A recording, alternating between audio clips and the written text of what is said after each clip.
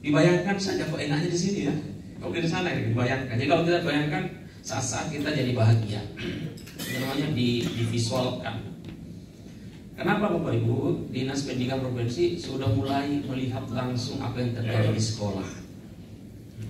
Kalau bisa Samarinda pasti sering-sering dikunjungi itu sekolahnya nanti. Kami punya keinginan bahwa akan ada tim nanti yang akan memantau kondisi pembelajaran di sekolah. Dan tidak gampang loh Bapak Ibu ya. Saya kebetulan merintis ada 2 sekolah, walaupun belum ada duitnya, belum ada anggarannya, tapi saya mulai saja deh. Saya dapat pikir duit.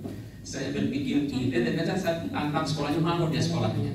Ada dari SMA 14 itu sudah ada rintisan bilingual kelas. Dan tahu loh Bapak Ibu, ternyata kita sangat susah untuk konsisten. Karena saya dengarin, jadi saya selalu harus kita lagi WA semangat, semangat Bu, mudah-mudahan ini konsisten. Karena saya dapat info anaknya, aduh mulai gurunya lupa katanya. Karena mestinya kan standarnya tugas-tugas dalam bahasa Inggris ya. Karena anaknya pintar-pintar, yang satu kelas itu pintar-pintar bahasa Inggris, jadi didesain gurunya boleh pakai bahasa Indonesia, tapi anaknya diberikan ruang untuk menggunakan bahasa Inggris. Karena mereka seleksi dan bagus bahasa Inggrisnya. Ternyata setelah berjalan, info saya dengar, ya gurunya kadang-kadang lupa, sehingga anaknya, wah kok, nah, bisa kembali lagi, lagunya lagi Pancir Pondaan, aku masih seperti dulu. Ini memang kita seperti itu karena kita tidak kuat konsisten. Makanya supaya kuat konsisten apa yang dilakukan? Apa Bu? Harus ada SOP, harus ada standar operasional, harus ada standar. Ya. Kita nggak bisa konsisten kalau kita nggak ada standar. Makanya perlu ada standar pembelajaran. Bapak Ibu masing-masing punya standar sendiri deh. Bikin aja SOP sendiri. Kalau saya ngajar standarnya sudah ada terukur. Jadi jelas capaiannya ini karena standarnya ada. Nah, saya nanti pasti ada presentasi, ada diskusi, ada anak-anak nanti review. Dia akan buat best practice video misalnya. Kalau konsisten teman-teman melakukan seperti itu selama 3 tahun, lahirlah SDM kita yang unggul. Keren pasti SDM-nya. Karena anak itu akan lahir dengan punya karakter yang kuat. Percaya diri bicara seperti ini, disuruh membuat sesuatu sudah biasa. Yuk jadi MC biasa. Coba membuat laporan biasa, membuat laporan biasa, menulis. Karena 3 tahun itu budaya itu dibangun. Kalau menurut pakar itu 6 bulan itu udah terbangun budaya loh. 6 bulan terbangun budaya. Tahun lalu bidang SMA sudah kita dorong amat juga membuat SOP sekolah. Mungkin juga sama cek. Nah kita juga ingin nanti SMK juga lewat Ibu Faridat kalau ada sesi kita ada SOP. Gak bisa kita bekerja kalau tidak ada standar. Kita bicara mutu tapi kita nggak punya standar, nggak bisa, Bapak Ibu ya, nggak bisa. Jadi kita harus punya standar. Contoh kita mencetak anak juara Olimpiade Sains. Bagaimana SOP-nya? Bagaimana cara mencetak? Kita harus buat dulu cara mencetak anak ini pertama, ini kedua, ini ketiga, ini dan sebagainya. Lahirlah anak yang juara. Bukan dapat undangan lomba baru dilatih. Padahal kita kan ada undangan lomba baru kita ngumpulin ikut, nggak bisa. Saya ketika kepala sekolah, kalau ada undangan lomba, saya tanya gurunya, selama ini ada nggak pembinaan? Nggak usah ikut lomba. Saya tidak suka yang instan. Saya paling tidak suka yang instan, karena saya suka proses. Gak apa-apa kalah, tapi kita ini kalah terhormat, karena kita sudah berjuang, bisa berikhtiar. Malah saya bilang ke anak, saya sebenarnya ingin loh, kalian itu siap-siap untuk kalah, jadi punya mental yang memang udah siap kalau kalah malah itu bagian dari kemenangan. Jadi kalau kalah enggak baperan, enggak nyalakan orang. Saya pingin gitu loh, karena hidup ini harus penuh dengan kegagalan. Ya kan? Nah ini Bapak Ibu, tolong itu diajarin anak itu. Nah enggak apa-apa, enggak bikin salah banyak supaya kamu nanti sukses. Lebih salah sekarang kalau terus belajar daripada nanti salah ketika kamu sudah di kehidupan nyata. Iya kan? Namun biar salah dulu. Ini tantangan kita teman-teman semua. Saya melihat aura pengembangan pembelajaran di Kaltim sudah mulai bagus, khususnya SMA SMS. Benar. Mungkin karena saya sering kunjungi ke sekolah, sudah terdengar sebentar-bentar Pak Amin muncul tuh. Iya. Benar. SMK 1 sama ini SMK 2. Kemarin saya ke SMK 3. Kalau SMA udahlah, sering banget saya ke SMA.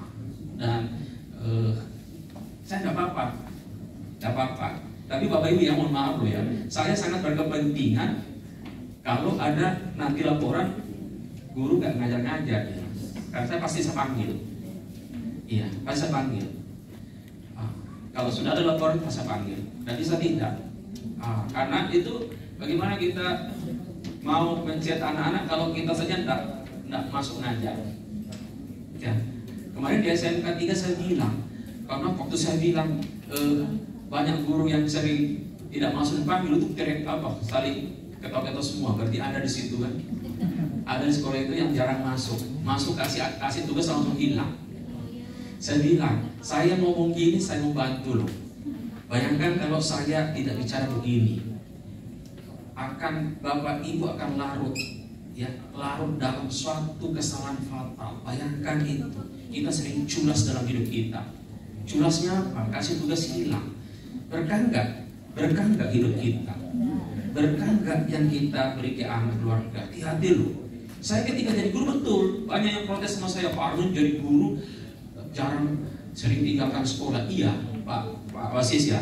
Saya dulu protes orang ketika di sekolah ribut orang. Itu kan Pak Arun jarang di sekolah. Iya, saya ini guru luar biasa di luar. Saya ngajar ketika tidak ada jam minum, saya hilang waktu zaman saya dulu. Tapi ada anak yang nggak bisa, pasti saya kasih waktu dan tidak dibayar. Tapi kalau jam saya tidak akan saya tinggalkan, itu tanggung jawab saya.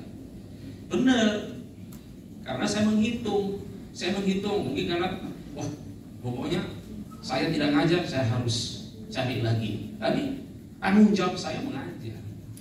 Yang keliru ada orangnya jam kelasnya nggak masuk, pagi-pagi absen, hilang, nggak ngajar. Itu fatal. Karena guru itu profesional, sama dengan dokter. Dia profesional. Makanya teman-teman di Malaysia itu bilang, saya ngajar berapa sekolah nih Pak Amin katanya. Makanya kita dimungkinkan ngajar koalisi kan. Kita profesional loh. Jadi profesional itu berarti orang itu profesional, dia punya kemampuan seperti dokter. Nah ini adalah pertanyaan kita. Oleh sebab itu teman-teman semua, ya, saya berharap bahwa sehebat-hebatnya kita, sepintar-pintarnya kita, sebanyak-banyaknya ilmu yang kita miliki adalah ketika kita bisa memberi kepada anak kita. Makanya mohon maaf, saya masih meragukan kalau orang itu nanti selalu ikut lomba terus, dokter ikut lomba, datang ke kantor lomba lagi dia. Kapan ngajarnya? Sebentar-bentar ikut pelatihannya banyak, sertifikatnya banyak, lombanya. Tapi setelah dicek sering betul tidak mengajar. Itu bukan guru hebat. Guru hebat itu adalah guru yang memang dedikasinya itu memberikan dedikasinya itu kepada anak siswa. Jadi kalaupun ikut lomba itu ngikut saja juaranya. Ngikut juara karena dia sudah berbuat banyak, dia tinggal dokumentasikan sehingga dia ikutkan lomba menang. Bukan sebentar dimana lagi lomba, bikin lomba lagi. Datang lagi kantor, berikan rekomendasi saya mau ke luar negeri. Kuat betul dia ikut seminar ke luar negeri segala. Saya tanya di sekolah, anaknya nggak dapat apa-apa. Nah, yang hebat itu kalau walaupun tapi bagusnya semuanya jago lomba, tapi anak juga jago.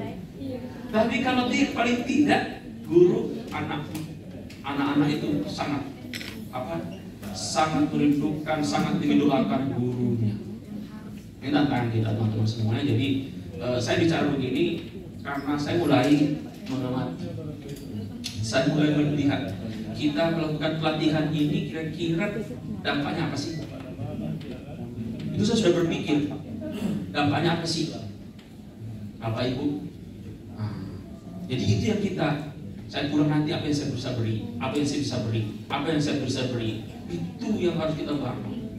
Kepala sekolah ada kepala sekolah berprestasi. Pagi-pagi dia ngapain sih sekolah kita di ujung-ujung? Bagus nggak? Karena tugasnya itu memastikan bahwa sekolahnya itu bagus kondisinya, nyaman belajar. Ada sedikit di situ paving blocknya rusak, perbaiki cepat. Ya. Itu saya lihat loh Pak, kepala sekolah di Adelaide. Pagi-pagi saya jalan, ada paving itu langsung panggilnya, langsung berhenti, nggak ada jalan-jalan. Jadi itu tugasnya itu jangan sampai di sekolah itu nggak nyaman, nggak aman. Itu loh kondisi kita pembelajaran ya.